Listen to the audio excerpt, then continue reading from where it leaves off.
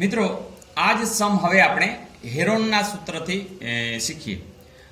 હેરોનનું સૂત્ર એમ કહે છે ત્રિકોણ એબીસી નું ક્ષેત્રફળ શોધવું હોય તો માત્ર વર્ગમૂળમાં s એક કૌંસમાં s ઓછા a s ઓછા b s ઓછા c. તો હવે જાણવાનું તો એ જ રહ્યું કે આ s કોણ છે, a કોણ છે, b કોણ છે અને c કોણ છે. મિત્રો સાવ સહેલું. જ્યારે કેપિટલ આ a છે એ ખૂણો છે તો દરેક ખૂણાની સામે બાજુ તો હશે જ. જેમ કે અહીંયા બીસી બાજુ છે એને આપણે સ્મોલ a કહી દેશું. ચાલો તો આ b કેપિટલ છે તો એની સામેની બાજુ કઈ થશે તો કે AC, એને આપણે સ્મોલ b કહી દેશું. ઓકે, અને આ કેપિટલ C છે તો એની સામેની બાજુ આ સ્મોલ c બની જશે. તો તમે હવે a જાણો છો, b જાણો છો અને c જાણો છો. તો ભાઈ આ s શું છે તો s એટલે તમારે a b અને c નો સરવાળો કરીને 2 વડે ભાગવાના છે. તમને ખબર છે કે આ ત્રણેય બાજુનો સરવાળો a b અને c જેને આપણે પરિમિતિ કહી છે એ પરિમિતિના અડધાને આપણે શું કહેશું s.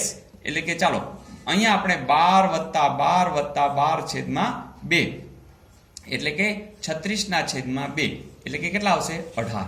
તો હવે તમે s જાણો છો? હા. a જાણો છો? યસ, a બરાબર કેટલા છે 12. b જાણો છો? હા, a પણ કેટલા છે 12. અને c પણ જાણો છો કેટલા છે 12. જોઈએ આપણે વર્ગમૂળમાં. ચાલો s એટલે કેટલા મૂકશું 18, પછી 18 ઓછા 12, પછી 18 ઓછા 12 સોરી હા 18 ઓછા 12 અને 18 ઓછા 12. ચાલો તો શું આવશે 18 ગુણ્યા 18 ઓછા 12 એટલે કેટલા 6 અને 6.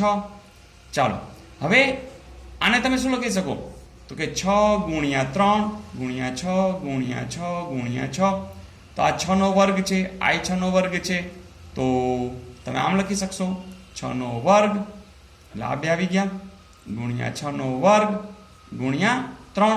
ચાલો વર્ગ અને વર્ગમૂળ ઉડી જશે એટલે જવાબ આવશે 6 ગુણ્યા 6 ગુણ્યા 3 નું વર્ગમૂળ નથી નીકળતું એટલે રાખશું અને છાંયે છાંયે 36 વર્ગમૂળ 3.